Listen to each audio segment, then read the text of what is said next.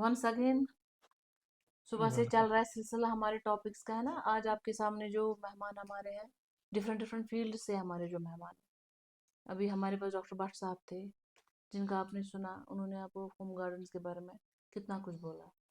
अब हमारे पास जो इस टाइम मेहमान खास हैं वो है डॉक्टर मोहम्मद मकबूल राथर साहब। इनका जो एक्सपीरियंस है, इनका एक्सपीरियंस पर्टिकुलरली जिसको हम बोलते हैं टिश्यू कल्चर। आपने सुना होगा, जब आप माशाल्लाह इंशाल्लाह बनेंगे, एंटरप्रेन्योर बनेंगे, तो आप उसके बाद बोलेंगे मैम हम लोगों को कुछ फास्ट करना है, मतलब कुछ हटके करना है, समथिंग डिफरेंट।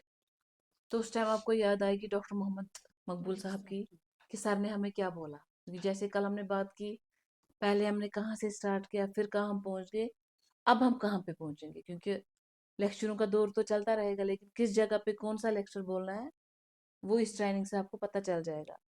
डॉक्टर साहब का जो पीएचडी है वो देहरादून से है, देहरादून एफआरआई से। टिश्यू कल्चर के ये माहिर हैं। इनकी महारत जो है वो टिश्यू कल्चर में ही है। रिसर्च पेपर्स की बात करें तो 50 to 60 रिसर्च पेपर इनके पास हैं। बुक्स भी इन्होंने काफ़ी सारी बुक्स भी लिखी हैं, 20 से 25 बुक्स इन्होंने लिखी हैं। और अपने फील्ड में ये जो माहिर है, हमारी फैकल्टी में प्लांट बायोटेक्नोलॉजी, ये सारा काम यही देखते हैं। प्लीज़ डॉक्टर साहब। ओके, थैंक यू मैम हमारा इंट्रोडक्शन देने के लिए। अस्सलाम वालेकुम वरहमतुल्लाहि वबरकातुहू। जैसा कि यहाँ आप देख रहे हैं कि 3-4 दिन से हम कंटिन्यू एज एन ऑर्गेनाइज़र भी हूँ इसका। तो हर फील्ड में आप देख रहे हो कि कैसे क्या हो सकता है। जिसका जो एक्सपर्टीज़ है वो अपने हिसाब से बता रहा है आपको कि हम क्या कर सकते हैं, और उसी एक्सपर्टीज़ के बेसिस पे आप लोगों के दिमाग में कभी कुछ ऐसा ट्रिगर हो जाएगा कि किसी के दिमाग को ये आंसर होगा कि शायद मैं इसकी तरफ जाना चाहूँगा, कोई बोलेगा मैं ये दूसरा वाला फील्ड जो है इसकी तरफ जाऊँगा। खुद को मोटिवेट करना है, ठीक है। अब जब हम ये ट्रेनिंग करवा भी रहे हैं और आप लोग कर रहे हैं, तो सिर्फ मोटिव ये रहेगा कि जो ये एमएसएमई जो गवर्नमेंट ऑफ इंडिया की मिनिस्ट्री जो है, लोगों को स्किल देना है, और स्किल के साथ साथ फिर आप अपना और अपनी फैमिली को अपने रिसोर्स की वजह से, अपने पैसों की वजह से खुद की लाइफ और अपनी फैमिली की लाइफ जो है आप अच्छा बनाएंगे, ठीक है। तो इसी सिलसिले में मैं आपको अपना बताऊं कि जो मेरा पीएचडी है वो related to tissue culture technology in bamboos है, जो अभी यहाँ नायाब है, बहुत ही कम। और आपके लिए ये खुशखबरी है कि वो बैम्बू कम से कम 2 वैरायटी हमारे पास है, 2 स्पीशीज़ बैम्बू की। और उसी के रिलेटेड एक बैम्बू है जो मैंने एफआरआई देहरादून से, जो मेरा पीएचडी का टॉपिक था, वो क्यों लिया था, उसका रीज़न यही है कि टिश्यू कल्चर हम क्यों करते हैं, ठीक है। तो जैसे आप यहाँ देख रहे हैं, मैं पहले से ही स्टार्ट करूँगा। जैसे आप यहाँ देख रहे हैं, इन फ्लास्क्स में कम से कम इसमें ये जो एक फ्ला ये है, इसमें कम से कम 200-300 प्लांट्स होंगे, जिसको हम टिश्यू कल्चर की लैंग्वेज में प्लांटलेट्स बोलते हैं। जब आप बाहर देखेंगे फील्ड में, आप बोलेंगे ये प्लांट है। जब आप टिश्यू कल्चर में देखेंगे ऐसे मिनिएचर प्लांट्स, इसको हम बोलते हैं प्लांटलेट्स, ठीक है। तो अब आप खुद इमेजिन ये कर सकते हैं कि इस छोटे से जार में हमने 200 से 300 प्लांट्स रेज किए हैं। तो कुछ आइडिया होगा कि मतलब ये टिश्यू कल्चर कितना बेनिफिशियल हो सकता है, अगर रियल सेंस में with dedication and hard work हम ये करें, ये टेक्नोलॉजी अडॉप्ट करें। नो डाउट कि इसमें बहुत सारा जो है इनिशियल इन्वेस्टमेंट है।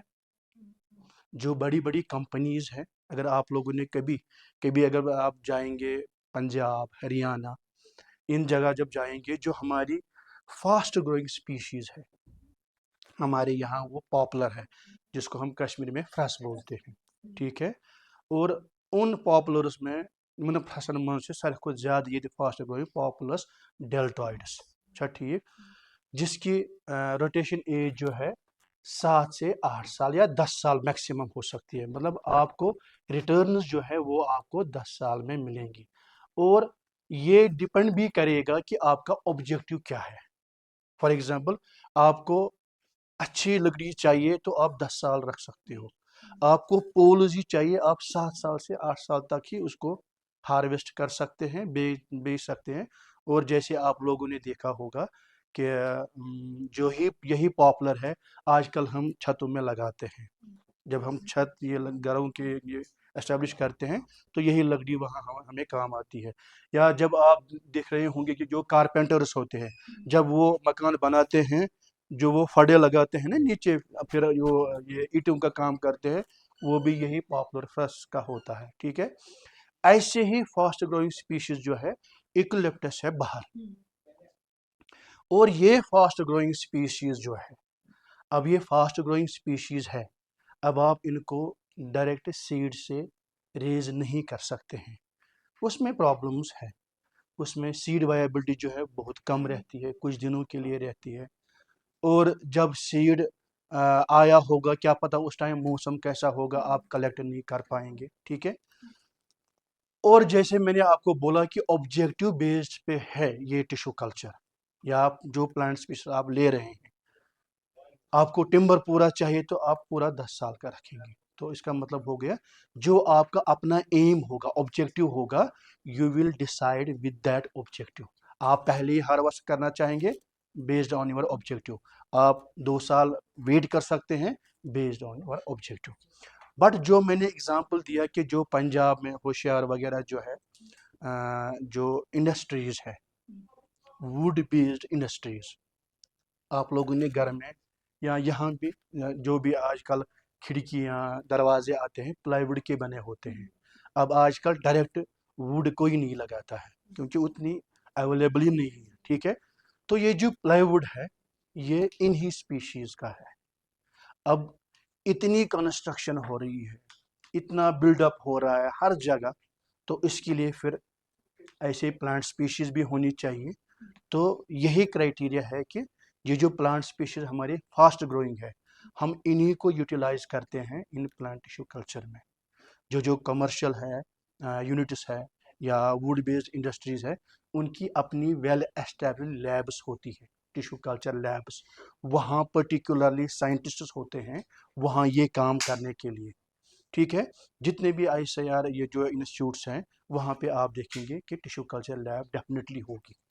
और उसका रीज़न यही है कि आपको एक डिफरेंट जो हम उसको बोलते हैं टेक्नोलॉजी देखने को मिलती है। और जब आप उसमें जाएंगे देखते हैं तो उसमें दिल को बड़ा सुकून मिलता है कि छोटे छोटे प्लांट्स जो है इन फ्लास्क्स में है, इन जार्स में, जैम बोटल्स में ये ग्रो कर रहे हैं। ठीक है, सो पहले हम ये देखेंगे ये टिश्यू कल्चर है क्या। ठीक है, आप लोगों ने प्लांट स्पीशीज को ग्रो किया होगा, आप लोगों ने घर में देखा होगा, अपना भाई अपना बाप जो है वो प्लांट्स लेके आता है, रूटेड प्लांट्स लेके आता है, जैसे फ्रेश वगैरह जो भी है, या विलो।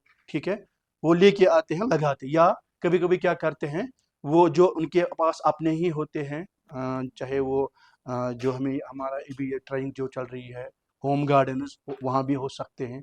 या आप लोगों ने कभी देखा होगा कि नर्सरीज होती हैं, यहाँ पे भी बहुत सारे कमर्शियल नर्सरीज है which are raising these plant species, specially in Kashmir poplars and willows.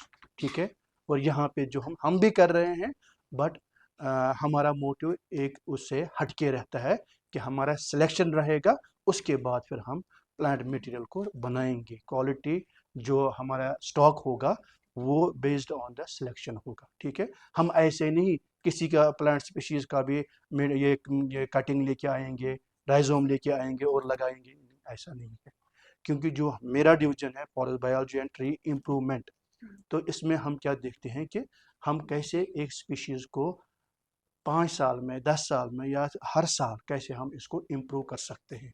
और ये इम्प्रूवमेंट में सबसे पहला स्टेप जो है, हम सिलेक्शन करते हैं कि आप लोगों के पास अगर फॉर एग्जांपल आपके पास एक ऑर्चर्ड है, एप्पल ऑर्चर्ड, या कोई और, या प्लांट स्पीशीज की हम बात करेंगे, आपके पास पॉपुलर का है, सेलिक्स का है, तो आप उसमें देखेंगे कि सबसे अच्छा ग्रो कौन कर रहा है, ठीक है ना।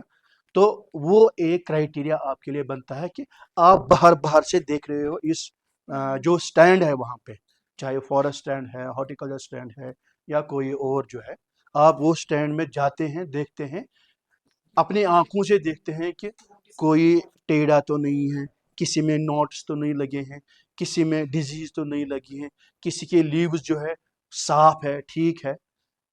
ओवरऑल आप बाहर बाहर से इन कैरेक्टर्स को देख रहे हैं कि ये कैसे दिख रहा है। उन कैरेक्टर्स के बेसिस पे आप उस प्लांट स्पीशीज, उस ट्री को सिलेक्ट करेंगे। जब आप उस ट्री को सिलेक्ट करेंगे तो उसका मतलब ये हो गया, आपने ये सिलेक्शन क्यों किया कि आप जो फर्दर प्रोजुनी बनाना चाहते हो वो आपकी एग्जैक्ट ऐसी ही होनी चाहिए, ठीक है। तो जब हम उसी प्लांट से अब नया बनाएंगे, सीड से नहीं, सीड से इम्प्रूवमेंट हो सकता है, ठीक है।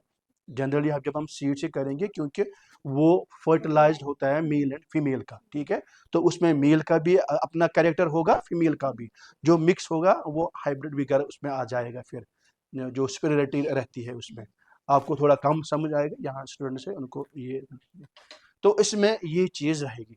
जब आपने ये सिलेक्शन किया प्लांट का, ट्री का, मदर ट्री का, जिसको हम बोलेंगे मदर ट्री, हमने एक ट्री को एज अ मदर ट्री लिया।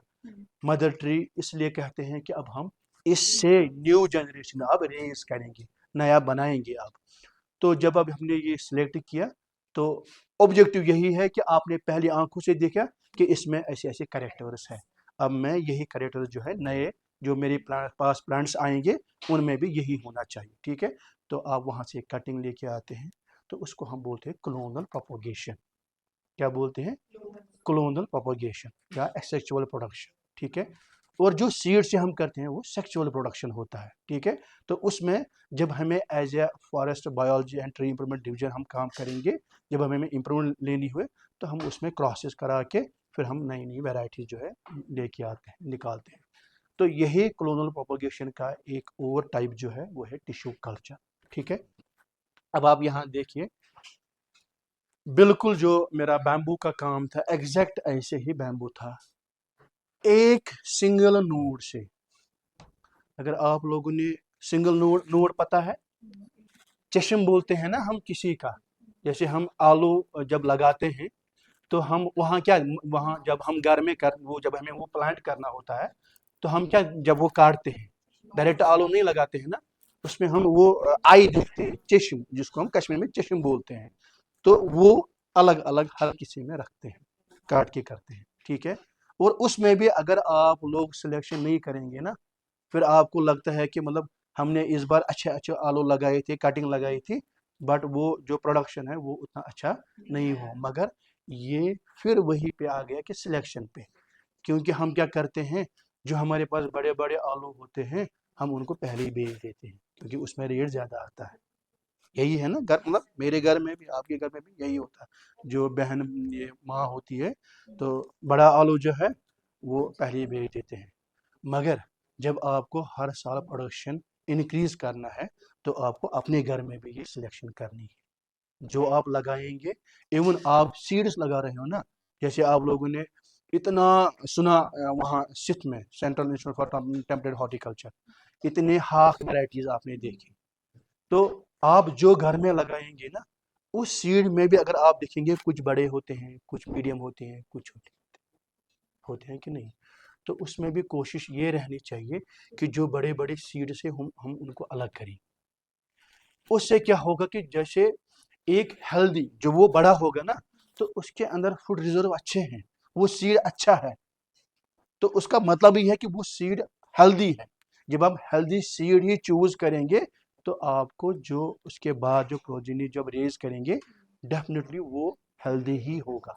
अगर हमने पहले ही किसी में इंसेक्ट ये लगा होगा, कोई डिजीज लगी होगी, हमने वही लगा दिया, और कभी कभी हम घर में भी ये करते हैं, चलो कोई नहीं ये हो जाएगा, वो हो जाते हैं, बट फिर वो जो इसके आसपास में भी होते हैं ना उनको भी खत्म कर देता है, क्योंकि उसमें डिजीज लगी होती है और उस टाइम हम ये ध्यान ही नहीं देते हैं। तो ये जो है प्रोपगेशन जो है बहुत ही इम्पोर्टेंट स्टेप है, चाहे आप अपने घर में करेंगे या किसी यूनिट में करेंगे, ठीक है। एज एन एंटरप्रेन्योर अगर आप कल कोई भी चाहे नर्सरी होगी या कोई कुछ एस्टेब्लिश करेंगे, तो ये चीज़ें आपको ध्यान में रखनी है, ठीक है। सो इसमें हम क्या करते हैं, आप जब हम बाहर प्लांट अब लगाते हैं टिश्यू कल्चर में, वही कंडीशंस आपको रूम के अंदर चाहिए, ठीक है। वहां आपको सनलाइट चाहिए, यहाँ हम ये ट्यूब लाइट रखते हैं उसमें। आपको बाहर जो है टेम्परेचर रहता है, हम अंदर एसी वगैरह रखते हैं, हीटर्स रखते हैं विंटर्स में, ठीक है। बाहर ह्यूमिडिटी मॉइस्चर रहता है इसमें एयर में, तो हम अंदर भी वही ह्यूमिडिटी मेंटेन करते हैं। तो कहने का मतलब है प्लांट टिश्यू कल्चर टेक्नोलॉजी जो है ये सेम वही है जो हम प्लांट्स ग्रो करते हैं बाहर, मगर हम ये जो प्लांट ग्रो कर रहे हैं एक लैब के अंदर, एक बिल्डिंग के अंदर, अंडर कंट्रोल्ड कंडीशंस। इसका मतलब हो गया कि जितने भी इसमें आपको फैक्टर्स चाहिए वो सब आपके अपने कंट्रोल में है। आपको लाइट चाहिए, आप लाइट दे रहे हैं। आपको टेम्परेचर चाहिए, आप टेम्परेचर मेंटेन कर रहे हैं। आपको बाहर ह्यूमिडिटी चाहिए, आपको ह्यूमिडिटी।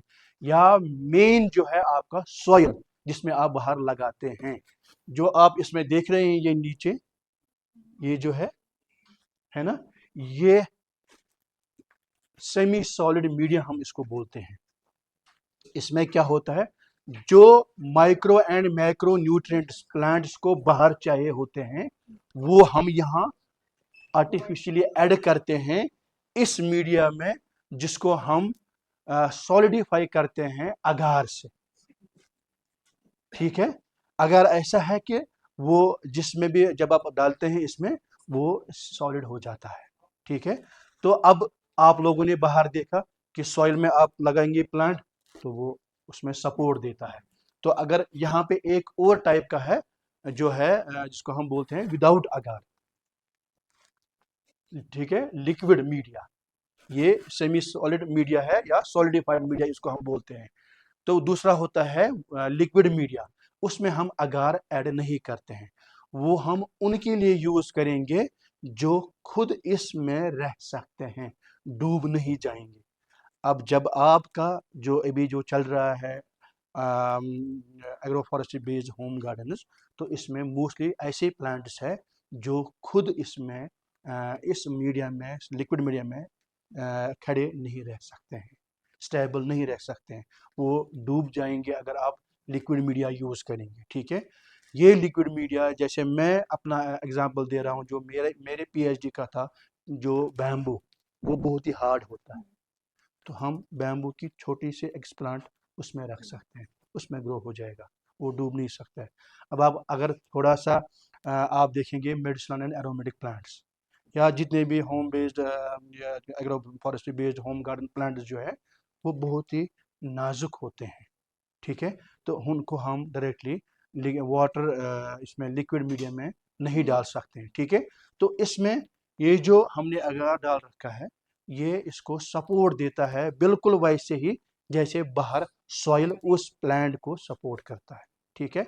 अब जो बाहर सॉइल में न्यूट्रिएंट्स है वही न्यूट्रिएंट्स हम यहाँ ऐड करते हैं, चाहे माइक्रो न्यूट्रिएंट्स है, मैक्रो न्यूट्रिएंट्स है, आयरन जिस कंपोनेंट है, या इवन हम क्या बोलते हैं वाइटामिन भी इसको यहाँ से ऐड करते हैं, ठीक है।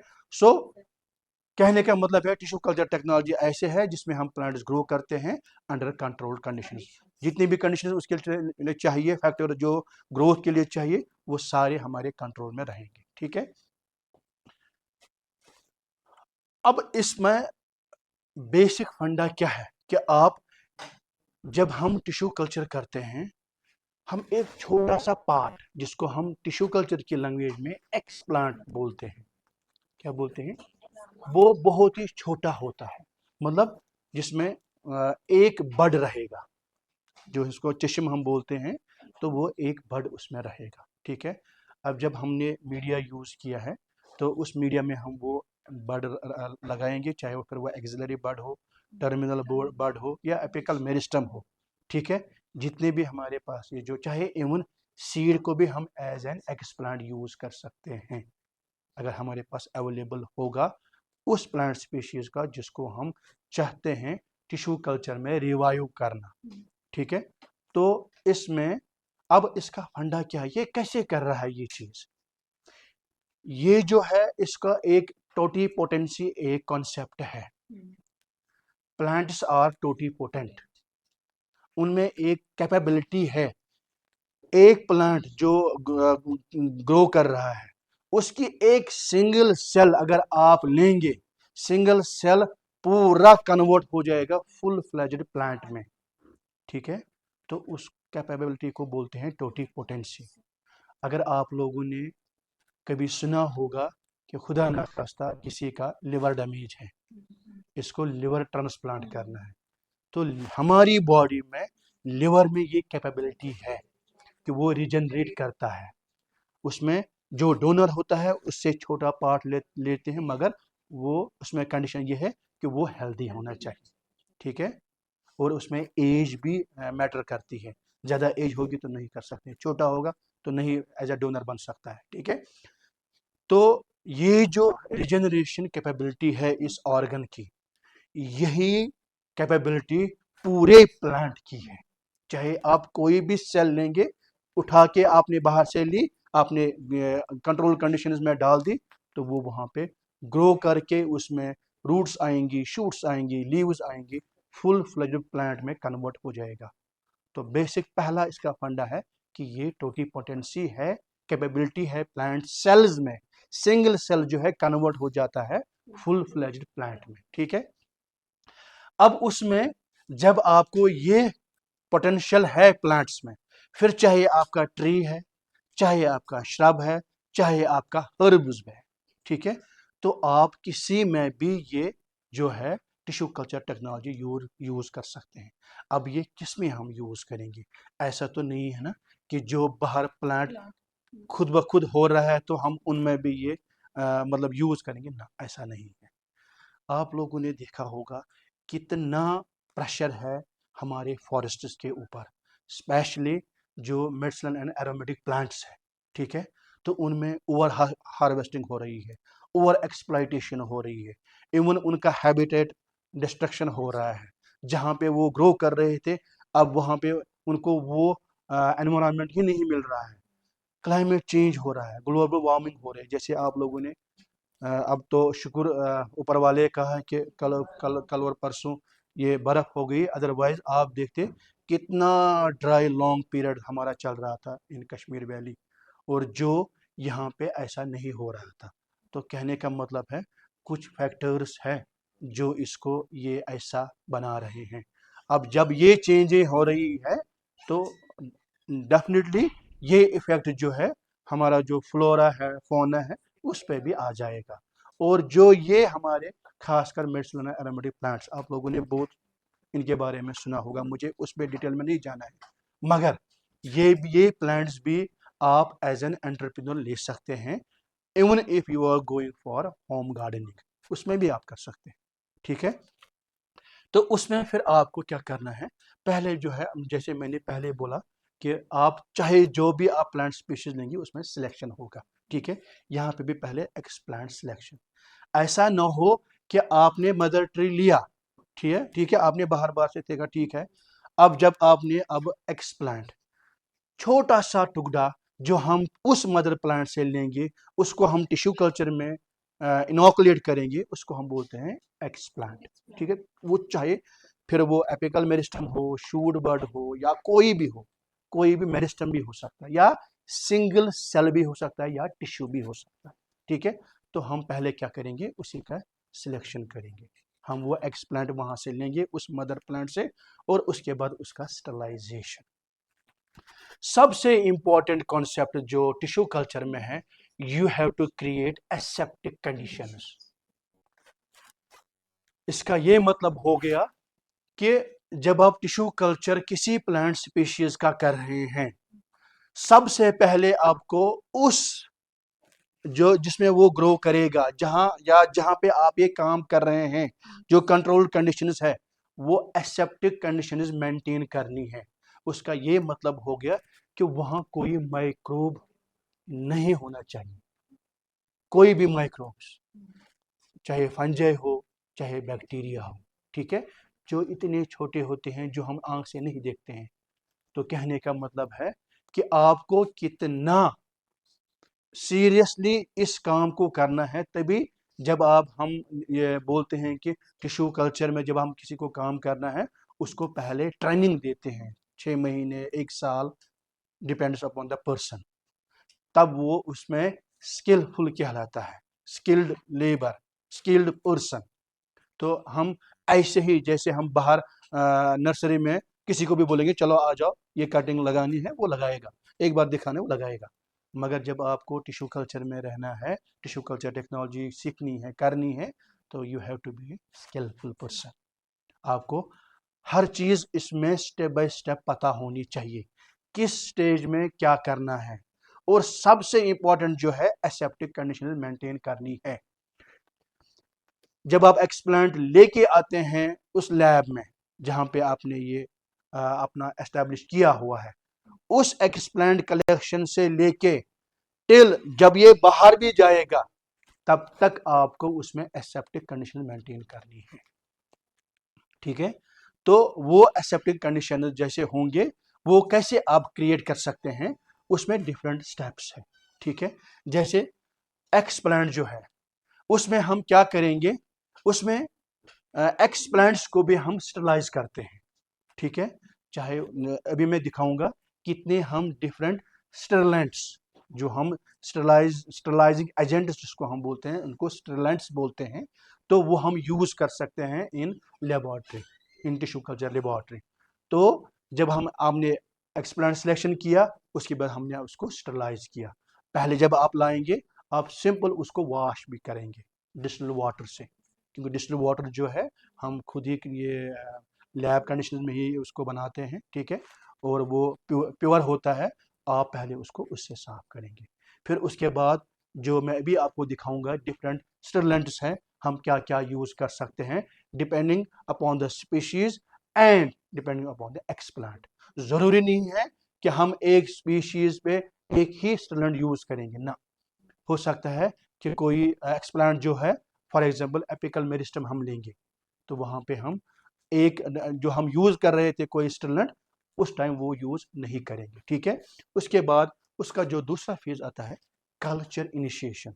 आपने जब इस छोटे से एक्सप्लांट को आपने ये सिलेक्ट भी किया, स्टरलाइज भी किया, उसके बाद आप क्या करेंगे, जो आपने मीडिया बनाया होगा, जनरली हमारे पास एमएस मीडिया जो हम मोराशिंग एंड स्कूप बोलते हैं, मीडिया जो होता है, बहुत सारे मीडिया होते हैं, वुडी प्लांट मटेरियल भी होता है, ठीक है, वाइट्स मीडिया भी होते हैं, ठीक है, बहुत सारे जो लेबोरेटरी बेस्ड जो हमें मीडिया है वो हम यूज़ कर सकते हैं। सबसे जो ज़्यादा रिजल्ट्स देखे गए हैं in research that is MS media, ठीक है। तो उसके बाद हम क्या करेंगे, इस एक्सप्लांट को हम डालेंगे उसमें, उसी मीडिया में, ठीक है, जिसमें हमने ऑलरेडी सब कुछ मिक्स किया होगा, micronutrients, macronutrients, iron source, vitamins, even plant growth regulators. आप लोगों ने बाहर देखा होगा या आप लोगों ने कभी घर में देखा होगा कि हम जब कोई कटिंग लगाते हैं बाहर, आप वो कुछ छोटी सी बोतल लेके आते हैं मार्केट से, उनको बोलते हैं कि हमें ये कटिंग लगानी है, फिर वो आपको बोलता है कि आप ये कटिंग जो है थोड़ी उसको वेट करना बेस से, उस पर ये लगाना ये पाउडर, फिर लगा देना। वो एक्चुअली क्या है, वो प्लांट ग्रोथ रेगुलेटर है, हार्मोन जिसको हम बोलते हैं, प्लांट हार्मोन्स, ठीक है। तो इसमें सारा मिक्स होता है, ठीक है। जब ये एक्सप्लेंट अब हम कल्चर इनिशिएट करेंगे, मतलब हो गया ये दूसरा स्टेप है इसमें प्लांट टिश्यू कल्चर में, कि अब ये जो एक्सप्लांट है जिसमें वो चश्म है, ठीक है, ये हम किस में डालेंगे, अब मीडिया में। मीडिया यहाँ पे एमएस मीडिया, B5 मीडिया, जो भी हम यूज करेंगे डिपेंडिंग अपॉन द स्पीशीज। तो कहने का मतलब है आप जैसे बाहर कटिंग लगा रहे हैं, यहाँ पे हमने क्या लगाया, एक्सप्लांट, ठीक है, वहां पे वो कुछ टाइम के बाद ग्रो करेगा, या हो सकता है एनवायरनमेंट फीजिबल नहीं है तो वो डॉर्मेंट रहेगा, मगर जब हम उसको लैब में लगाएंगे यहाँ पे कोई डॉर्मेंसी नहीं रहेगी, क्योंकि हमने कंडीशंस ऐसी क्रिएट किए हैं कि वो उसके लिए अब फेवरेबल है। और इसमें ऐसा भी टाइम नहीं आएगा जैसे हम बाहर देखते हैं आजकल, बाहर ग्रोथ नहीं है, मगर जब आप लैब में इसको करेंगे वो राउंड द ईयर आपको ग्रीन ही मिलेगा, वो लिविंग होगा, उसमें डॉर्मेंसी नहीं या सेनेसेंस नहीं आएगा। ठीक है, ये एक एडवांटेज है टिश्यू कल्चर टेक्नोलॉजी। ठीक है, हमने इसको डाल दिया मीडिया में, किसी भी मीडिया में, तो इसमें आप क्या होगा, कल्चर इनिशिएशन हो जाएगा, बर्ड ब्रेक हो जाएगा, उस बर्ड का जो चेशिम थी वो फूटने लगेगा, जैसे बाहर होता है वो छोटे छोटे लीव्स आते हैं। ठीक है, तो अब वो हो जाएंगे। उसके बाद क्या होगा, मल्टीप्लिकेशन। जब हमने इस बर्ड को अब जो कल्चर इनिशिएट किया, ठीक है, तो उसमें हम क्या करेंगे कि अब उसके बाद जो इंपॉर्टेंट फंडा है प्लांट टिश्यू कल्चर का, वन टू मैनी, मैनी का मतलब हो गया चाहे वो फिर हंड्रेड्स होंगे, थाउजेंड्स होंगे या इवन लैक्स होंगे, एक सिंगल एक्सप्लांट से आप उठा सकते हैं, ले सकते हैं, मल्टीप्लाई कर सकते हैं, वो भी राउंड द ईयर, जिसमें कोई टाइम की अब वो लिमिटेशन नहीं है। ठीक है, तो अब आप उसने क्या किया, उसमें हम मल्टीप्लाई करेंगे, करते रहेंगे। अब जब आपने कल्चर एस्टेब्लिश किया, आपने प्रोटोकॉल जो है फॉलो किया, तो उसके बाद वो मल्टीप्लाई हो रहा है।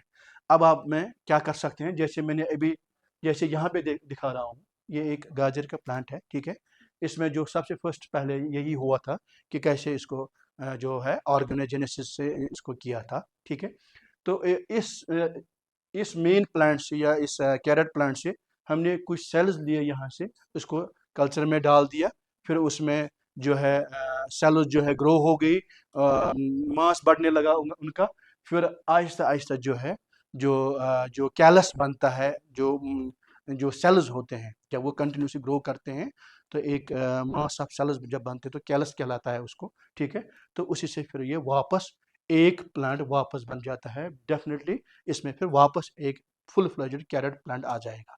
ठीक है, तो कहने का मतलब है जब हम यहाँ पे इसको मल्टीप्लाई कर रहे हैं, ठीक है, यहाँ पे हम एक पाथवे हम क्या यूज करेंगे कि हम डायरेक्टली इसको ले जाएंगे रूटिंग में, या दूसरा है कि हम इसको कंटिन्यूसली मल्टीप्लाई करते रहेंगे। यहाँ पे आपकी लिमिटेशन नहीं है कि मतलब आपका प्लांट बन गया तो आप इसमें रूटिंग हो जाएगा और बाहर करो ना, ऐसा नहीं है। आप इसको वहीं रोक सकते हो अपने लैब कंडीशंस में, मल्टीप्लाई करते रहेंगे।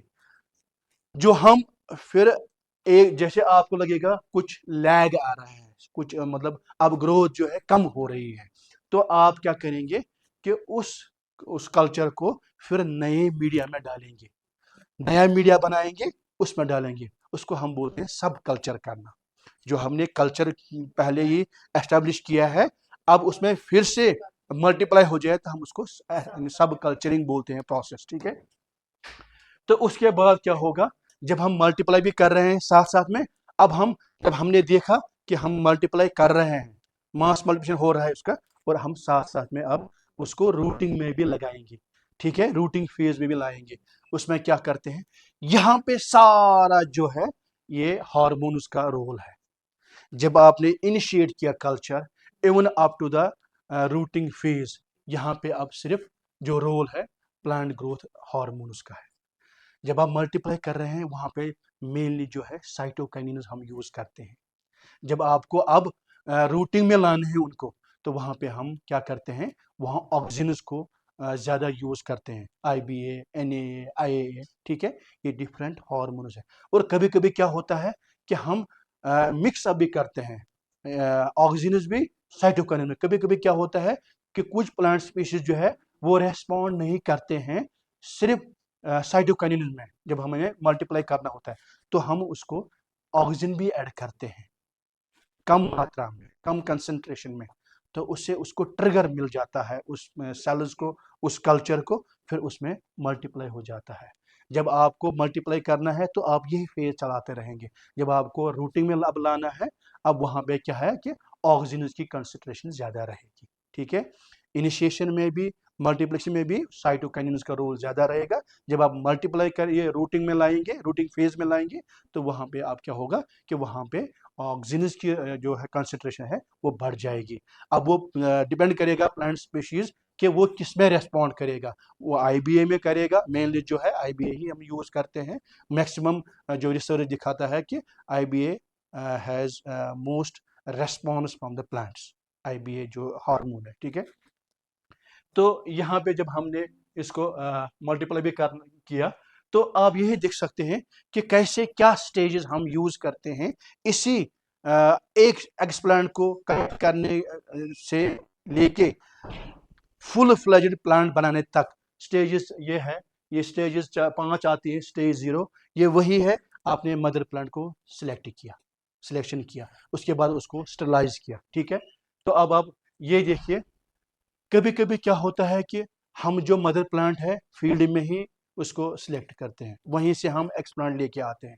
या कभी कभी हम क्या करते हैं, उसी मदर प्लांट को ही उठा के हम अपने ग्रीन हाउस में रखते हैं। हो सकता है कि आप बार बार फील्ड में ही जा पाएंगे, ठीक है। तो आपने 2-3 जो प्लांट्स है मदर प्लांट्स, आपने वही उठा के अपने ग्रीन हाउस में रखे जहाँ पे कंडीशंस ठीक होती है ग्रो करने के लिए। तो अब आप जब जब भी आपको रिक्वायरमेंट होगी एक्सप्लांट्स की, आप जाएंगी, आप उसको वहाँ से एक्सप्लांट्स कलेक्ट कर सकते हैं, and then you can inoculate them in the media which is specific to that particular plant species, ठीक है। तो स्टेज 1 जो है इनिशिएशन ऑफ कल्चर, जो मैं अभी बात कर रहा था, हमने एक्सप्लांट को लाया, उसको स्टरलाइज किया, उसके बाद हमने उसको एक पर्टिकुलर मीडिया में डाल दिया जो उस स्पीशीज के बेस पे होगा, ठीक है। तो वहां पे अब उसमें जो है बड ब्रेक जो एक प्रोसेस है, कल्चर इनिशिएट हो जाना, वो स्टेज 1 है। स्टेज 2 जो है मल्टीप्लीकेशन। अब जो हमारे पास एक बर्ड, सिंगल बर्ड था, अब पहले उसमें स्टेज में 2-3 निकलेंगे, या it depends also on the species, किसी में एक ही भी निकलेगा जो माइक्रोशूट है, ठीक है। जब बर्ड ब्रेक हो जाएगा, डिपेंडिंग अपॉन द स्पीशीज एक ही आएगा। जो मैंने काम किया था बैम्बू का, उसमें 10 to 15 एक में ही निकल रहे थे, एक सिंगल बर्ड से। तो आप देख सकते हैं, जब आपको किसी स्पीशीज में 10 to 15 माइक्रोशूट्स आएंगे, आप फिर उसको काट देते हैं, अलग अलग करते हैं, 3-3 4-4 करके, ठीक है। तो उसको प्रोपेग्यूल हम बोलते हैं। क्या बोलते हैं? प्रोपेग्यूल। वही प्रोपेग्यूल चाहे वो 3 to 4 शूट्स का माइक्रोशूट्स होगा, तो हम उठा के फिर उसको मल्टीप्लेक्स में डाल देंगे। जब हमने वही 3 to 4 शूट्स नए फ्रेश मीडिया में डाल दिया, तो वहां पे वो मल्टीप्लाई हो जाएगा। अभी वहां पे 1 से 15 बन रहे हैं, अब जब हमने 3 डाले, अब देखो ये मल्टीप्लाई कितना होगा। जो मैंने अभी दिखाया था 300 से 400 प्लांट्स उसमें हैं, दैट इज द रीजन कि फिर वो मास मल्टीप्लाई हो जाता है। और जो बेसिक फंडा है टिश्यू कल्चर का, 1 to many, यहाँ पे फुलफिल हो जाता है वो ऑब्जेक्टिव, ठीक है। उसके बाद स्टेज 3 जो है रूटिंग। रूटिंग मोस्ट इंपॉर्टेंट है टिश्यू कल्चर में। अगर रूटिंग नहीं होगी तो आपका जो है प्रोटोकॉल फेल है। आप चाहे कुछ भी करें, आप कितना भी यहाँ मल्टीप्लाई करें, कितना भी मल्टीप्लाई करें, रूटिंग फेज में नहीं आएगा तो फिर वो फायदा नहीं रहेगा। That will not be beneficial for the, चाहे वो फिर साइंटिस्ट हो या फार्मर हो या कोई भी लैब अटेंडेंट जो भी होगा, ठीक है। तो उसके लिए फिर वो फायदा नहीं रहेगा, क्योंकि इंपॉर्टेंट फेज ये है कि रूटिंग उसमें लानी है। Different concentrations of oxygen use करके you can go for the rooting phase, ठीक है। Then stage 4 transfer to the soil. यहाँ पे आपको क्या करना है, अब जब हम टिश्यू कल्चर में प्लांट्स रेज करते हैं, उसमें शूट्स भी आ गई, आपने लीव भी देखी, उसमें रूट्स भी आ गई। अब जो माइक्रो जो ये प्लांट है, प्लांटलेट जो है, फुल फ्लेज्ड प्लांटलेट है, अब आप उसको उठा के डायरेक्ट फील्ड में नहीं ला सकते हैं, ठीक है। अब यहाँ पे आप क्या करेंगे, उसको एक्लिमेटाइज करेंगे, ठीक है। उसका जो है हार्डनिंग हो जाएगी। उसका ये मतलब होता है कि जब आपने लैब से एक plantlet, full fledged plant produce किया, उसको अब आहिस्ता आहिस्ता फील्ड कंडीशंस तक उसको आहिस्ता एक्सपोज करना है, डायरेक्टली एक्सपोज नहीं करना है, क्योंकि वो बहुत ही सेंसिटिव होता है। वो अभी तक लैब कंडीशंस में रहता था, उसके पास सारी कंडीशन जो थी वो कंट्रोल्ड कंडीशंस थी, ठीक है। अब आप जब उसको डायरेक्टली बाहर ले जाएंगे, वो सीधे वहां पे उसको शॉक मिलेगा और वो खत्म हो जाएगा। तो ये शॉक रोकने के लिए उसको आहिस्ता आहिस्ता हम एक्सपोज करते हैं। पहले हम लैब से निकाल के उसको ग्रीन हाउस में रखेंगे, वहां पे लाइट कंडीशन जो है वो तब भी बहुत सारी कंट्रोल में रहेंगी, जो टेम्परेचर है वो भी कंट्रोल में होगा। उसके बाद जहां वहां सर्वाइव करेगा, उसके बाद फिर हम उसको शेड नेट में डाल देते हैं। जो वो शेड जो आपने ब्लू ब्लू ग्रीन वाला देखा होगा, तो हम उसमें शेड नेट में डाल देते हैं, ठीक है, नेट हाउस में। तो वहाँ पे भी जो लाइट कंसंट्रेशन जो ऊपर से सनलाइट आती है वो डायरेक्टली फॉल नहीं होती है उसमें, ठीक है। तो वहाँ पे भी थोड़ा कंट्रोल रहता है डायरेक्ट सनलाइट का। इवन शेड भी होता है, ठीक है, और हवाएं भी उसमें चलती रहती हैं। तो लैब से ग्रीन हाउस में, ग्रीन हाउस से अब नेट हाउस में, उसके बाद नेट हाउस से फिर आप बाहर किसी छांव में रखेंगे। अब जब वहाँ सर्वाइव करेगा उसके बाद फिर हम उसको फील्ड कंडीशन में लेके आते हैं। उसके बाद भी हम मल्टी लोकेशनल ट्रायल्स करते हैं उस चीज़ की, ठीक है। जब हमने कोई नया प्लांट्स, ये कोई स्पीशीज लाई, ये निकाली कोई जिसको हम बोलते हैं कि जीन एडिटेड कोई प्लांट स्पीशीज जो है, आजकल आप बहुत देखते होंगे, मतलब ये इसका बहुत ज़्यादा रहता है कि जीन एडिशन रहता है, ठीक है। तो किसी भी कैरेक्टर के लिए जो जीन इन्वॉल्व होता है उसको हम कैसे एडिट करते हैं, that is the this biotechnology intervention, ठीक है। तो वो डिफरेंट स्टेप से हो जाता है। तो जब हमने ये प्लांट अब टिश्यू कल्चर से रेज किया, उसके बाद हम उसको मल्टी लोकेशनल, मतलब अलग अलग जगह हम उसको ट्रायल लगाएंगे कि कौन सी जो क्लाइमेटिक कंडीशन है उसके लिए फीजेबल रहेगी, ठीक है। और जिस क्लाइमेट में वो अच्छा ग्रो करेगा, सरवाइव करेगा, हम फिर बोलते हैं ये साइट स्पेसिफिक इस कंडीशंस के लिए है, ठीक है।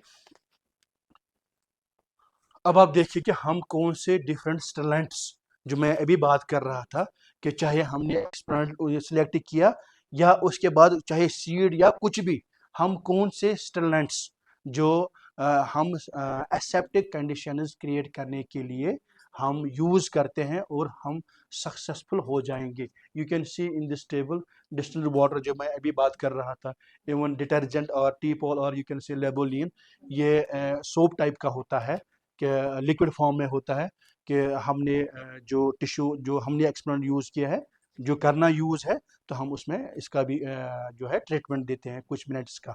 फिर साफ ये उसमें 10-15 मिनट का जो भी टाइमिंग रहती है उसमें रखते हैं, फिर अगेन उसको डिस्टिल्ड वाटर से वॉश करते हैं।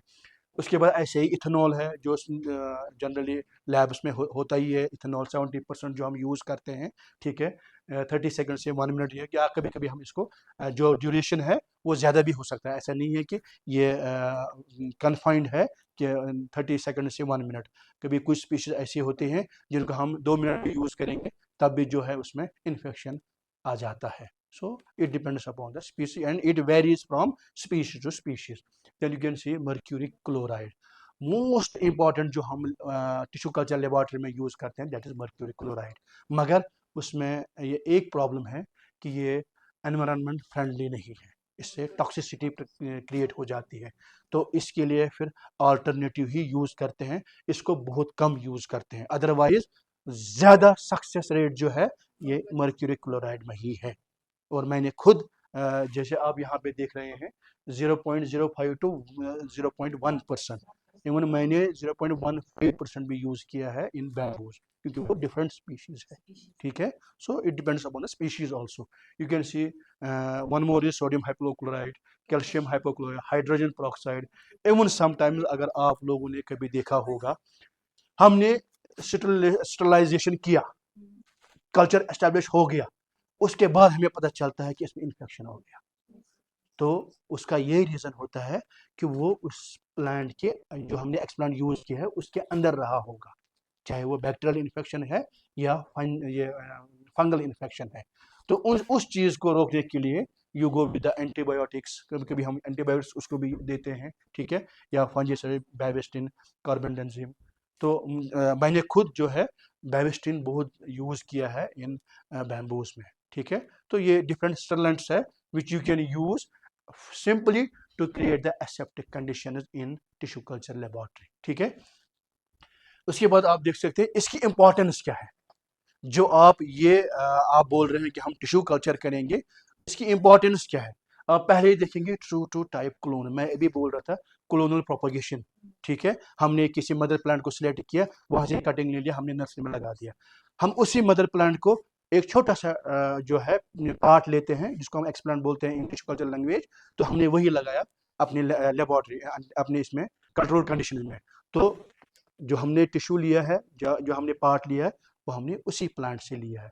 तो ये एग्जैक्टली वही फोटोकॉपी प्लांट बनेगा जो मदर प्लांट है। हाँ, अब कभी कभी ये भी हो सकता है कि अगर एनवायरनमेंट डिफरेंट होगा तो वो थोड़ा डिफर करेगा, अदरवाइज जो उसका जेनेटिक मेकअप होगा 100% इसमें वही होगा, तभी हम उसको बोलते हैं true to copy. True copy जो होती है अपने पेरेंट की बनता है, ठीक है। उसके बाद single explant can be multiplied into several thousand, जो मैं अभी बात कर रहा था, वन टू मेनी, हंड्रेड्स नहीं, थाउजेंड, इवन लैक्स भी हम इसमें एक कल्चर हमने एस्टैब्लिश किया, एक सिंगल कल्चर हमने एस्टैब्लिश किया, you can create thousands of plants. तो आपका सिंगल एफर्ट जो आपने कल्चर इनिशिएट किया, you can go for longer period of time to multiply that plant and convert that plant into full fledged plantlets, ठीक है, and that too in hundred and thousands plants, ठीक है। Then ये around production, जिसमें अभी बात कर रहा था कि बाहर आपको एनवायरनमेंट जो है, क्लाइमेट जो है चेंज हो जाता है, अंदर जो लेबोरेटरी कंडीशंस है वहां आपको सेम रहेंगी। वहां पे आपका टेम्परेचर ना इंक्रीज हो रहा है ना डिक्रीज हो रहा है, वहां ह्यूमिडिटी जो है वो ना डिक्रीज हो रही है ना इंक्रीज हो रही है, लाइट कंडीशन जो है वो सेम है, क्योंकि आपका वहाँ ऑटोमेटिक सिस्टम है, कंट्रोल्ड कंडीशंस है। आपने एक बार उसमें लाइट इन जो फ्लक्स आपको चाहिए आपने वो फिक्स कर दिया, सेट कर दिया, उसमें ह्यूमिडिटी जो है 85% होनी चाहिए, इसमें आपने सेट कर दिया, उसमें वो डेफिनेटली रहेंगे। हाँ, अब कभी कभी फॉल्ट होता है, मशीनरी में आ सकता है, एरर हो जाएगा, तो उसको दूर करके आप you can go with the same this setup, ठीक है। तो उसमें यह है कि हम यहाँ पे कंट्रोल कंडीशंस में इन प्लांट्स को ग्रो करेंगे, ठीक है। रियर है, हाँ। जब मैं अभी बात कर रहा था कि हम हर किसी प्लांट स्पीशीज को टिश्यू कल्चर टेक्नोलॉजी यूज नहीं करेंगे, जो आपके मेडिसिनल एंड एरोमेटिक प्लांट्स हैं उन पे आजकल ज़्यादा ओवर एक्सप्लॉइटेशन हो रहा है, हैबिटेट डिस्ट्रक्शन हो रहा है, ठीक है। तो उन पे उनके ऊपर बहुत ज़्यादा प्रेशर है, या इवन क्लाइमेट चेंज भी हो रहा है, ठीक है। तो उस क्लाइमेट चेंज का इफेक्ट आ रहा है, उस चीज़ से कुछ स्पीशीज जो है एक लोकेलिटी में बंद हो जाते हैं, अब वो वाइड स्प्रेड नहीं मिल रहे हैं, जो पहले मिलते थे अब नहीं मिलते हैं, ठीक है। एंडेमिक प्लांट्स बन जाते हैं वो, ठीक है, वो एंडेंजर्ड कैटेगरी में चले जाते हैं, कि अभी जो बहुत सारा हमें मिलता था अब वो बहुत कम मिल रहा है, ठीक है। मैं अभी आपको एक एग्जांपल दे दूंगा अपने प्रोजेक्ट के बेस्ड पे, मैं दिखाऊंगा कि मतलब हम यहाँ पे हमारे पास है, इवन अगर बहुत कम है, अभी बहुत कम लोग उसको जानते हैं, मैं दिखाऊंगा उस प्लांट स्पीशीज को कि हम क्या क्या उसमें से ले सकते हैं, ठीक है। उसके बाद to produce virus free plants, जब हम एसेप्टिक कंडीशंस क्रिएट करते हैं तो उसका मतलब होगा उसमें कोई डिजीज नहीं होगी, ठीक है। या जब हम एपिकल मेरिस्टम यूज करेंगे as an explant, apical meristem continuously divide करता है, सेल्स जो है वो कंटिन्यूसली डिविजनल फेजेस में होते हैं, जब कंटिन्यूसली डिविजनल फेजेस में ये सेल्स होते हैं तो वहाँ पे कोई माइक्रोब एग्जिस्ट नहीं करता है, ठीक है। तो हम जब उस एपिकल मेरिस्टम को लेंगे, हम उसको यूज करेंगे एज एक्सप्लांट, फिर उसमें प्लांट्स रेज करेंगे, that will be virus free plants. तो उसका मतलब हो गया कि आप क्वालिटी स्टॉक बना रहे हैं थ्रू टिश्यू कल्चर से, ठीक है। उसके बाद long term germplasm storage with tissue banks, आप लोगों ने कभी कभी देखा होगा कि हम इन टिश्यूज को, जैसे हम मल्टीप्लिकेशन करते हैं ना, हम कुछ टिश्यूज को, सेल्स को क्रियो प्रिजर्वेशन हम जिसको टेक्नोलॉजी बोलते हैं, कोल्ड स्टोरेज में डालते थे, आपको 10 साल के बाद वो चाहिए, आप वो निकालेंगे वहां से क्रियो प्रिजर्वेशन से, फिर उसको वहीं से स्टार्ट करेंगे, वो तब तक लाइव रहेंगी, डॉर्मेंट रहेंगी क्रियो। तो ये भी एक इम्पोर्टेंस है टिश्यू कल्चर में कि you can store this germ plasm, ठीक है। Plant culture are easier to export than soil grown plants, जैसे आप लोगों ने देखा होगा कि जो हम नर्सरी में प्लांट रेज करते हैं पॉली बैग्स में, उसमें सॉइल भी होती है, प्लांट खुद भी होता है, तो उसको कैरी करना इजी नहीं होता है, वो भी एक पॉली बैग में एक प्लांट आप ले जाएंगे हार्डली, या दो, वैसे जनरली नहीं रखते हैं दो, एक सिंगल प्लांट उसमें होगा।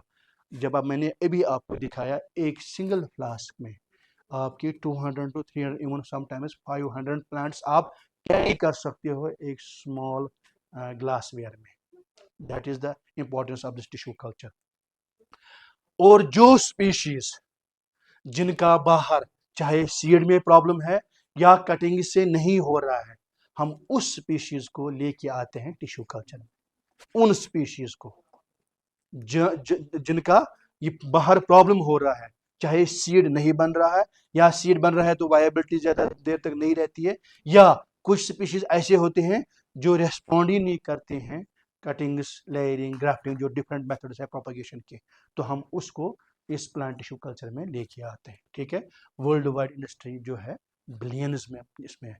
जैसे मैंने अभी बात की, जब आप पंजाब में, हरियाणा में जाएंगे, वहां पे आप देखेंगे कि ये जो वुड बेस्ड इंडस्ट्रीज है वो बिलियंस में कमाते हैं, क्योंकि उनको वो जो ये टिश्यू कल्चर रेज्ड प्लांट्स है वो यूनिफॉर्म क्रॉप मिलता है। ठीक है, जब हम वो लगाते हैं, क्योंकि उन्होंने सिंगल मदर से प्लांट से लिया है, और जैसे उसके कैरेक्टर होंगे डेफिनेटली वही कैरेक्टर उसमें आ जाएंगे, फास्ट ग्रोइंग। वैसे ही है ये यूकेलिप्टस जो मैंने बात की, या यहाँ पे जो पॉपुलर है, जब हम उसी की करेंगे तो definitely it becomes billion dollar this industry. ठीक है, तो कहने का मतलब है कि अगर इसमें भी कोई इंटरेस्ट रखता होगा, इसको भी एज ए एंटरप्रेन्योरशिप यूनिट आप ले सकते हैं।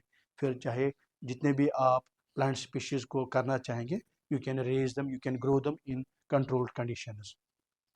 अब इसमें कश्मीरीज बॉटनिकल वेल जो आप यहाँ पे देखते हैं, आप स्टार्टिंग से आप देख रहे हैं कि जो हमारे यहाँ पे जो बॉटनिकल वेल्थ है, प्लांट्स है, जो डाइवर्सिटी है बहुत है हमारे, जो हमारा जो कश्मीर जो है ट्रॉपिक सॉरी टेम्परेट रीजन्स में फॉल करता है, तो यहाँ पे आप देखते हैं कि प्लांट डाइवर्सिटी चाहे कॉनिफोरस की या मेडिसिनल एरोमेटिक प्लांट्स की है, बहुत ज़्यादा है because of this climatic conditions. ठीक है, तो इसमें आप क्या करेंगे, तो ये जो बहुत सारे इसमें प्लांट्स भी अब जो है एंडेमिक प्लांट्स हो गए हैं, जैसे मैं अभी बात कर रहा था, तो उनको कंजर्व करने के लिए you will go for this tissue culture technology, और या sometimes you have to go this with the significant proportion face threats from over harvesting, habitat loss, या कभी कभी क्लाइमेट चेंज में, जैसे मैं अभी बात कर रहा था, या sometimes placing them in rare और endangered categories that demand their conservation. जब इन categories में वो आ जाती हैं, तो definitely you have to think about their conservation. You have to put your efforts to how to conserve those plants which are going to be enlisted in red data book. आप लोगों ने सुना होगा रेड डेटा बुक एक होती है, जिसमें ये IUCN का जो लिस्ट आती है, उसमें ये प्लांट्स आते हैं कि कौन कौन से प्लांट क्या थ्रेट कैटेगरी है, कौन सी कैटेगरी में है। तो यही जो एंडेंजर्ड प्लांट स्पीशीज है, हम उनको प्रेफर करते हैं पहले इन टिश्यू कल्चर टेक्नोलॉजी में यूज करने के लिए। अब जैसे हम होम गार्डन्स की बात कर रहे हैं, तो यहाँ पे भी आप जैसे हम बात कर ही रहे हैं कि आपको हाक का नहीं करना है, वो इजीली हो जाएगा। आपको ये जो टर्निप वगैरह जो जितने भी वेजिटेबल नोल खोल जो है उनको नहीं करना है, बट हाँ जो हमारे मेडिसिनल एरोमेटिक प्लांट्स है, अगर आप लोगों ने इन 4 दिनों में 5 दिनों में जब आपने यहाँ हमारे जो कल जब आपने विजिट किया ये हमारी नर्सरी में, या आज भी करेंगे हम वहाँ देखेंगे, तो आप देख रहे हो कि हमारे जो लेवेंडर पार्क्स जो हम बनी हुई है, तो हम कैसे उसमें भी रेवेन्यू जनरेट कर सकते हैं।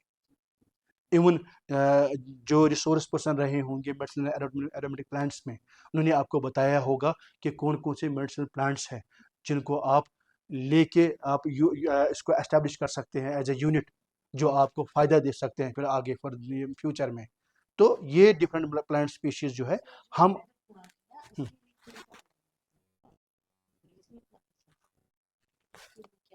किसका प्लांट ये लेवेंडर का एक्चुअली क्या होता है ना, हर एक प्लांट का अपना स्पेसिफिक होता है, और साइट स्पेसिफिक भी होते हैं कुछ। जैसे अगर आपको याद होगा कि एक लेक्चर में शायद दीन साहब ने आपको बोला था कि अगर हम किसी जो हमारे GI टैगिंग जो होती है ना, उन्होंने कहा उनका शायद इसी पे लेक्चर था आपका, जो GI टैगिंग जो होती है प्लांट्स में, या इवन सिथ में भी जो डॉक्टर इकबाल थे उन्होंने आपको बताया कि जैसे हमारे सैफरान का है, ठीक है, आपके गुरेज में जो आपका ये जो है काला जीरा, ठीक है, तो जो वो बोल रहे थे कि उसमें भी होना चाहिए ऐसा। तो किसी साइट में वो प्लांट उसके अंदर ऐसे कैरेक्टर्स आ जाते हैं जो आपको ज़्यादा फ़ायदा दे सकते हैं, वो ज़्यादा आप यूटिलाइज कर सकते हो। और वही प्लांट जब आप दूसरी जगह लगाएंगे तो उसमें डिफरेंस आ जाता है। हाँ, तो ये ज़रूरी नहीं है कि जहाँ आपके वहाँ पे जो काला जीरा है, वहाँ पे गुरेज में जो ग्रो कर रहा है, वो अब हम हर जगह लगाएंगे। हाँ, आप लगा सकते हो सकता है वो ग्रो हो भी जाए, मगर जो उसका वहाँ पे जो कैरेक्टर आता है उस प्लांट का, वो दूसरी जगह नहीं आ सकता, वो उसमें मिस करेगा। ठीक है, तो यही रीज़न है कि हाँ, मगर कंजर्वेशन आपको डेफिनेटली करना पड़ेगा। ऐसा ना हो कि खुदा ना खास्ता कल गुरेज में भी कुछ क्लाइमेटिक कंडीशन ऐसे हो जाएं कि हमारे पास फिर जर्म प्लाज्म नहीं होगा। तो हम उसको फ्यूचर जनरेशन के लिए जो हम बात ही कर रहे हैं, सस्टेनेबल यूटिलाइजेशन, सस्टेनेबल कि मतलब जो हम आज फ्यूचर जो करंट जो जनरेशन यूज़ कर रही है, जितना क्वांटिटी हम यूज़ कर रहे हैं, कम से कम हमारी एफर्ट ये होनी चाहिए कि जो हमारे बाद जो जनरेशन आ रही है, कम से कम उनको वो फ़ायदा रहे। ऐसा ना हो कि हम पूरा फ़ायदा उठा के उसके बाद वो बेचारे फिर हमारे ऊपर ही फिर वो बरसेंगे फिर बाद में। तो सस्टेनेबिलिटी ज़रूरी है। हाँ, तो हर जगह नहीं हो सकता है, लगा भी सकते हैं, बट जो जो क्वालिटी उसमें होगी, लेवेंडर आप लगा सकते हैं उसमें। हाँ, इसको एक्चुअली जब अब आप ये अगर आप लोगों ने यहाँ पे अगर किसी शायद बोला होगा, जो यहाँ पे जो हमारा एरिया है जहाँ पे हमारी फैकल्टी है, ठीक है, ये साउदर्न एस्पेक्ट पे है। क्या है? Southern aspect. ये एक लोकेलिटी फैक्टर है जो जिसमें प्लांट्स का जो कैसी ग्रोथ होगी, बहुत सारे फैक्टर्स रहते हैं उसमें। एक ये जो है इसका भी फैक्टर रहता है। और जो हमारा ये फैकल्टी है फॉरेस्ट जहाँ पे है, ये साउदर्न एस्पेक्ट पे है। इसका कहने का मतलब है कि यहाँ पे कंटिन्यूसली सनलाइट ज़्यादा रहती है। अगर आप लोगों ने देखा होगा, अगर आप नीचे जाएंगे वहाँ आपको अभी यहाँ से ज़्यादा ठंड लगेगी। यहाँ पे आप आएंगे, यहाँ पे आपको थोड़ा फील हो जाएगा, थोड़ा टेम्परेचर ठीक है। तो that is the reason of this, जिसको हम बोलते हैं साइड फैक्टर्स। उसमें साउदर्न एस्पेक्ट है। ऐसे ही गुरेज में भी सनलाइट ज़्यादा रहती है वहाँ पे। तो you can go and you can try this also. तो और ये ऐसा प्लांट है कि इसको आपको खेती वैसे नहीं करनी है जिसके जैसे हम करते हैं। इसको आपको बस लगाना है ऐसे ही जहाँ रॉक्स होंगे, ये खुद उसमें नेचुरली आ जाता है फिर उसमें। क्योंकि आप लोगों ने देखा होगा कि जितने भी मेडिसिनल एरोमेटिक प्लांट्स हैं, खासकर मेडिसिनल प्लांट्स, उनको आप घरों में ज़्यादा नहीं देखोगे, वो ज़्यादा आप जंगलों में ही देखोगे। तो वहाँ पे ऐसी कंडीशंस है उनके लिए, और वो उन्हीं कंडीशन में सर्वाइव कर रहे हैं, ग्रो कर रहे हैं, और ग्रो उतने अच्छे से कर रहे हैं कि उनके वो जो पैरामीटर्स है, वो प्रॉपर्टीज जो है उनमें, क्वालिटीज जो है वो रिटेन कर रहे हैं। आप उठा के दूसरी जगह लाएंगे, हो सकता है वहाँ पे क्लाइमेट जो है चेंज हुआ है, माइक्रो क्लाइमेट की कंडीशन जो है वो चेंज हो गई है, तो वो उसको फिजिबल नहीं होगा उस प्लांट स्पीशीज के लिए। ठीक है, नो डाउट ग्रो करेगा, बट जो उसको प्रॉपर्टीज रिटेन करनी है हो सकता है वो ना हो या बहुत कम होंगे। ये बहुत सारी जो मेडिसिनल एरोमेटिक प्लांट्स है आप लोगों ने पढ़े होंगे, मुझे ज़्यादा डिटेल में नहीं जाना है, कि जो हम टिश्यू कल्चर के थ्रू हम उसको कंजर्व कर सकते हैं और मास मल्टीप्लाई कर सकते हैं। देखो, कोट है, वनवांगुन है, अतीश है, पुष्करमोल है, आप लोगों ने बहुत इसमें आपने सुना होगा, ये सब होगा। इवन जो हमारे जो forest biology and tree improvement जो हमारा खास उसमें एक मिशन है, उसमें एक ऑब्जेक्टिव भी है कि जो हमारा सेलिकेटम है, ठीक है, उसमें हमारा सेलिक्स भी आता है। सेलिक्स विर, क्या पता, विर। तो सेलिक्स में भी एक ये कंपोनेंट है सेलिसिन, जिसको हम यूज़ करते हैं। अगर आप तो बहुत कम है, पहले पहले लोग उसको जब कभी वो फीवर वगैरह होता था, वो उसको करते थे, उसका सेलिसिन का यूज़ इसमें, जो सेलिक्स है, विल्लोज जो है, उसको यूज़ कर सकते थे। ठीक है, पेन या फीवर जो भी होता था। ठीक है, हाँ, ये मैं आपको यहाँ बताना चाहूँगा। आप लोगों ने इसको देखा है, ये इसको हाँ, यहाँ पे आप लोग जो यहाँ पे हैं गांधरबल में, आप लोगों ने उसको बारकुंड के नाम से, मगर बारकुंड नहीं है ये बिल्कुल वैसा ही है, मगर वो शब है जो ये है जिज़िफस जुजूबा ब्रे, जिसको हम बोलते हैं कश्मीरी में। ब्रे नाम सुना है? ये बराबर एक ट्री है, इसी के ऊपर मेरा एक प्रोजेक्ट चल रहा है। ठीक है, अब आप देखेंगे मेडिसिनली इंपॉर्टेंट ट्री है ये कश्मीर का। आप लोगों ने कभी सुना है जो चाहे सेक्रेट प्लेसेस जैसे हमारे यहाँ आस्थान वगैरह है, आप इस ट्री को मोस्टली वहाँ देखेंगे। यहाँ जो हमारे ग्रेवयार्ड्स हैं आप उसको वहाँ देखेंगे।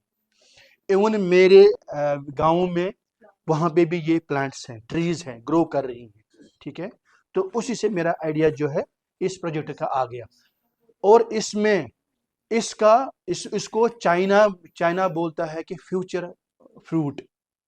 इस प्लांट ट्री स्पीशीज को, जो ये फ्रूट है, इसको फ्यूचर फ्रूट बोल रहा है, क्योंकि इस ये जो है ये जो पैक भी किया है, ये इसमें कागज वाले भी इसमें ये, हाँ, जैसे डब्बे में, तो ये जो है ब्रे, जिसको हम बोलते हैं कश्मीरी में।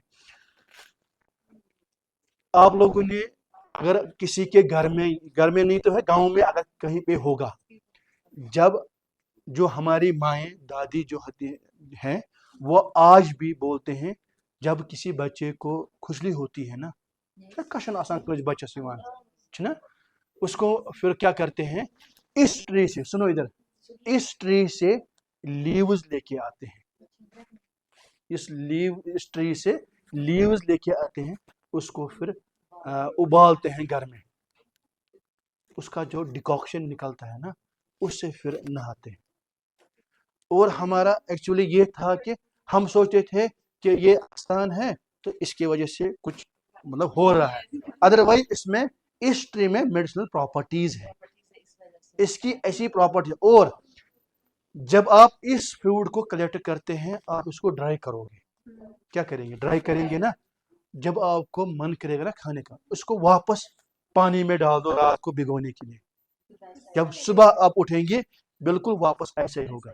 और आपको यकीन है ये फोटोग्राफ कहाँ लिया होगा? ये दिल्ली के मार्केट में लिया है। वहां पे ये जो है 50 रुपीज का बेचता है वो, जो स्टॉल जो ये लगाते हैं, 50 रुपीज, ये 1 का दे रहे हैं। तो देखो हमारे यहाँ जो वहीं पे पड़ता है, वहीं पे सड़ता है, वहीं पे जहाँ पे इसका ट्री है, और लोग, और सबसे इंपॉर्टेंट जो है ऑर्गेनिक है, जो हम आजकल फोकस दे रहे हैं ना, नेचुरल फार्मिंग, ऑर्गेनिक फार्मिंग, इसको आपको कुछ नहीं देना है। जैसे हम एप्पल में बहुत सारी जो स्प्रेज करते हैं, इसमें हम कुछ नहीं करते हैं, ये खुद ब खुद उस ट्री में, और ये ऐसी जगह आता है जहाँ पे जो कंडीशंस है आपको लगेगा यही सूटेबल नहीं है किसी चीज के लिए। आप देखो जहाँ पे स्थान है, जहाँ पे ग्रेवयार्ड है, वहाँ कौन सा पानी रहता है, वहाँ कौन सी सॉइल वैसी होती है कि जो हम जिसको आप बोलेंगे ये फर्टाइल सॉइल है, वहाँ हम कौन सा कोई मैन्योर डालते हैं, कौन सा हम कोई फर्टिलाइजर डालते हैं। तो अगर कोई चाहेगा इसको भी as a entrepreneur, as a unit ले सकता है। इसका सिर्फ मकसद मेरा ये था आपको दिखाऊं। हैं, हमारे यहाँ मैं इसका प्रोजेक्ट पे आया हूँ, हम दे सकते हैं इसको, ठीक है ना। और इसका दूसरा फायदा ये भी है, विद इन 4-5 ईयर्स इसमें फ्रूट आ जाता है। ऐसा नहीं है कि आपको 15-20 साल आपको वेट करना पड़ेगा, उसके बाद फिर ऐसा होगा ना। और इस प्लांट पे बहुत ज़्यादा रिसर्च हो रही है इवन चाइना में, जहाँ पे मतलब थाउजेंड्स ऑफ हेक्टेयर्स पे ये उन्होंने लगाए हैं ये प्लांट्स। हम बोलते हैं नेचुरल फार्मिंग, जब हमारे पास ऑलरेडी कुछ होता है तो हमारा वहाँ ध्यान ही नहीं जाता है। तो ये एक ये जो प्लांट है जिसको आप ले सकते हैं, और उसको आपको कुछ नहीं करना है, जस्ट लगाना है, जैसे आप लेवेंडर ऐसी साइट्स में लगाते हैं जहाँ पे आपको कुछ नहीं करना है। उसके बाद आप लगाएंगे, फिर आप उसको उसका हार्वेस्ट ले सकते हैं। ऐसे ये ट्री है। इवन बार जो बारकुंड है ना यहाँ पे, उसका भी फ्रूट ऐसा ही होता है, मगर उसका छोटा होता है। साइज जो है वेरी करता है। बारकुंड तो इसे ब्रीच बनाने पर बनाना, ठीक है। तो ये आप इसको देख सकते हैं। अब white tissue culture for home garden plants हम इसमें क्यों करेंगे? जैसे मैं अभी बहुत सारी चीज़ें जो हैं हम हर किसी को किसी में नहीं ला सकते हैं, ठीक है। अब हम जब होम गार्डन्स का कर रहे हैं तो इसमें हम देखेंगे कि ओवरकमिंग ट्रेडिशनल लिमिटेशंस। कभी कभी क्या होता है कि आप जैसे शायद सिथ में आप लोगों को उन्होंने बताया होगा, जब मैं भी था वहाँ पे, तो उन्होंने बताया कि क्यों जब हम घर में ही सीड लेते हैं क्यों फिर कम कम हो जाता है वो। तो जैसे उन्होंने जो जो वहाँ पे साइंटिस्ट थे, तो उन्होंने बताया आपको कि वो क्रॉस पॉलिनेशन हो जाता है, ठीक है। तो वो रियल वाला जो है वो नहीं बन मिल रहा है हमें। या तो हम उसको अलग से एक जगह ऐसे रखेंगे, कवर करके रखेंगे, तो उसमें वो पॉलिनेशन ना हो जाए किसी दूसरे से, वो वही खुद ही हो जाएगा उसका पॉलिनेशन। बट हम वो नहीं करते हैं क्योंकि फिर वो कंट्रोल करना होगा। तो पहली बात यही है कि आपको उस चीज़ को ओवरकम करने के लिए आपको ऐसे प्लांट्स जब आपको लेना है, you can opt for the tissue culture technology, ठीक है। एड्रेसिंग प्रोपोगेशन चैलेंजेस, जैसे मैं अभी बता रहा था कि मेडिसिनल एरोमेटिक प्लांट्स। अब अगर आप लोगों ने देखा होगा मेडिसिनल एरोमेटिक प्लांट्स, उसमें हर साल सीड नहीं आता है, या किसी किसी में अगर आ भी गया फिर जब आप कलेक्ट करने गए होंगे वहाँ वो अवेलेबल नहीं होगा, ठीक है। तो प्रोपगेशन टेक्निक जो है वो आप इसमें रखेंगे। वो एक प्रोपगेशन टेक्निक टिश्यू कल्चर जो है, आप you can opt that this particular technology and you can multiply that plants, okay. वो भी सारा जब आप एसेप्टिक कंडीशंस क्रिएट करेंगे और उसके बाद साथ साथ फिर मास मल्टीप्लाई भी आपका जो गोल है, ऑब्जेक्टिव है, you will achieve that also, ठीक है। तो आपको बार बार फील्ड में जाने की ज़रूरत नहीं है, फिर आप ये ला सकते हो। टिश्यू कल्चर सोल्यूशन, यहाँ पे सोल्यूशन में भी है इसमें।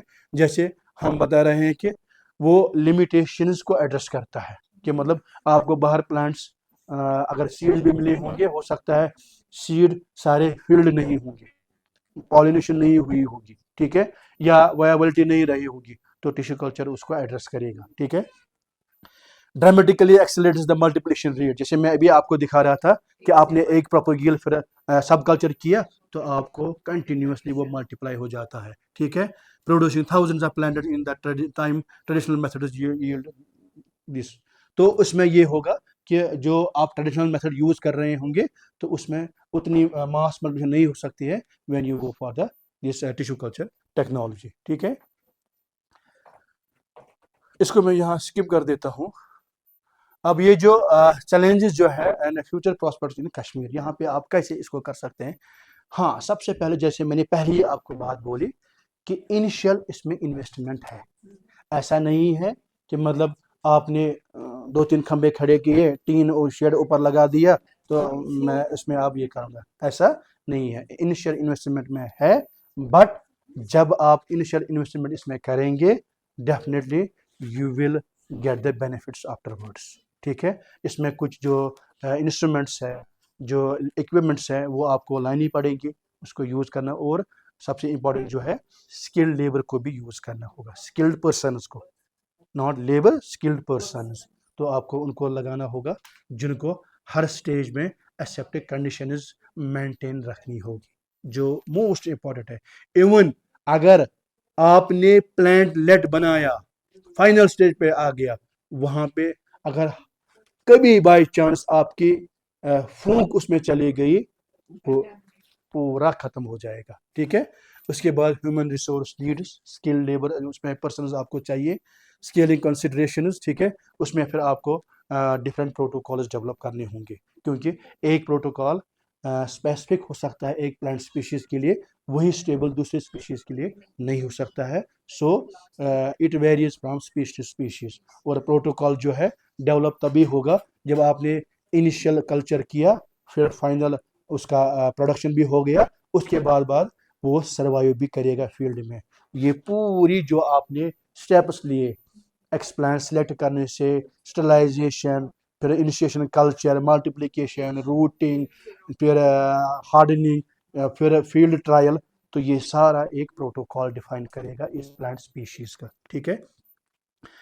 उसके बाद कल्टिवेटिंग फ्यूचर, ट्रांसफॉर्मेटिव टेक्नोलॉजी। अब ये जो टिश्यू कल्चर टेक्नोलॉजी है, इसमें आप देखेंगे कि ये अब सिर्फ आपको एक लैब में ही नहीं बैठना है, क्योंकि हाँ मतलब जो आपको टिश्यू कल्चर करना है वो करना तो अंडर कंट्रोल कंडीशन में ही है, बट उसके बाद आप उसमें ऐसा आउटपुट देखेंगे कि आप पूरा उसमें सिर्फ बेनिफिट्स जो है उसमें उससे ले सकते हैं, क्योंकि जब आपने किसी ऐसे प्लांट स्पीशीज को जो खास होगा या इंडस्ट्री बेस्ड कोई प्लांट होगा, आपने उसको मल्टीप्लाई किया, फार्मर्स की डिमांड रहेगी, आप डिस्ट्रीब्यूट करेंगे, आप सेल करेंगे, तो definitely you will get the this benefits from this, ठीक है। कम्युनिटी एम्पावरमेंट हो जाएगा, ठीक है।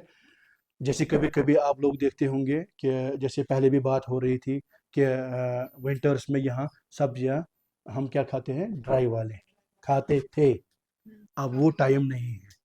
अब आपको बाहर दरवाजे पे ऑटो वाला आवाज देता है, सब्जी ये नई वाली जो भी है, कहाँ पता नहीं कहाँ कहाँ से आ जाती है, ठीक है, डिफरेंट स्टेट से आ जाती है। तो ये जो जब हम खुद अपने यहाँ पे लोकल कंडीशंस में लोकल वेराइटीज को प्रेफर करेंगे, then definitely it will empower you, it will empower us as a locality, ठीक है। उसके बाद इन्वेस्टमेंट इम्पेरेटिव्स, फिर उसमें आप इन्वेस्टमेंट बढ़ाएंगे जब आपको रिटर्न्स मिलेंगे। इनिशियल इन्वेस्टमेंट में आपने पैसा डाल दिया, फिर आपका जो ऑब्जेक्टिव है वो आहिस्ता आहिस्ता वो अचीव हो जाएगा, फिर आप उसमें फ्यूचर में ज़्यादा और लगाएंगे। जैसे आप लोगों ने कभी सुना होगा कि एक कोई कंपनी थी जिसने अभी स्टार्टअप स्टार्ट किया, उसका यहाँ पे फलानी जगह उसका एक यूनिट था, उसके बाद सुनते हैं 10 सालों के बाद हर डिस्ट्रिक्ट में उसका यूनिट है। So that is when you get the success from this investment, ठीक है। ये मैं आपको सिंपली बता रहा हूँ एक टेक्निक जो हम पॉपुलस में, ज़रूरी नहीं है कि हर जो मैंने बोला कि स्पीशीज़ जो है हम टिश्यू कल्चर में यूज़ करेंगे, बट कभी कभी ऐसी स्पीशीज़ भी होती है जैसे पॉपुलस गैमलाई है, ठीक है, वो ऐसी है, बहुत कम है, बहुत रेयर है, यहाँ पर नहीं है।